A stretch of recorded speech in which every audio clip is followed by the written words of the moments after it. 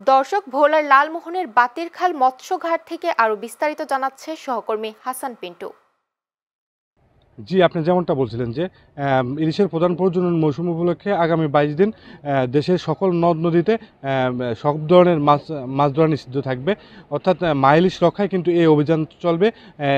আজ ৩ তারিখ মধ্যরাত থেকে শুরু হয়ে এই অভিযান চলবে আগামী ২৫ অক্টোবর মধ্যরাত পর্যন্ত। তো আমি এখন দাঁড়িয়ে আছি লালমোহন উপজেলার বাতিরখাল মৎস্যঘাট এলাকায়। আমি যদি আপনাকে একটু জানিয়ে রাখি, এই উপজেলায় নিবন্ধিত জেলের সংখ্যা আছে ২৪,৮০৬ জন। এইসব জেলেরা কিন্তু এই উপজেলার মেঘনা এবং তেঁতুলিয়া নদীতে ২৭ থেকে ২৮টি ঘাট দিয়ে তারা নদীতে মাছ শিকারে নামেন। তারা কিন্তু এই নিষেধাজ্ঞা সরকার ঘোষিত যে নিষেধাজ্ঞা ২২ দিনের মাইলিশ রক্ষায়, সেই নিষেধাজ্ঞা যথাযথভাবে এইসব জেলেরা পালন করবেন বলে আমাদেরকে জানিয়েছেন। তো এই নিষেধাজ্ঞার এই সময় জেলেরা কর্মহীন হয়ে পড়বেন পুরোপুরি। এজন্য তারা আমাদেরকে জানিয়েছেন যে তাদের জন্য যে সরকারি বরাদ্দ রয়েছে তা যেন যথাসময়ের মধ্যে তাদেরকে পৌঁছে দেওয়া হয়। এছাড়া আমি এই বিষয়টি নিয়ে কথা বলেছিলাম লালমোহন উপজেলা নির্বাহী কর্মকর্তা ইউনো মোহাম্মদ শাহ আজিজের সঙ্গে।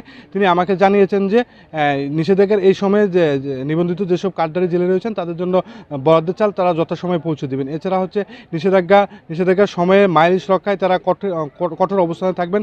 তারা উপজেলা প্রশাসন এবং মৎস্য দপ্তর সহ সংশ্লিষ্ট দপ্তর নিয়ে তারা নদীতে নিয়মিত অভিযান পরিচালনা করবেন। এই অভিযানে নিয়মিত থাকবে তাদের সঙ্গে পুলিশ, কোস্টগার্ড এবং বাংলাদেশ নৌবাহিনীর সদস্যরা। তো এই ছিল লালমোহন উপজেলার মঙ্গল শিকদার বাতিরখাল মৎস্যঘাট এলাকা থেকে আমার কাছে সর্বশেষ।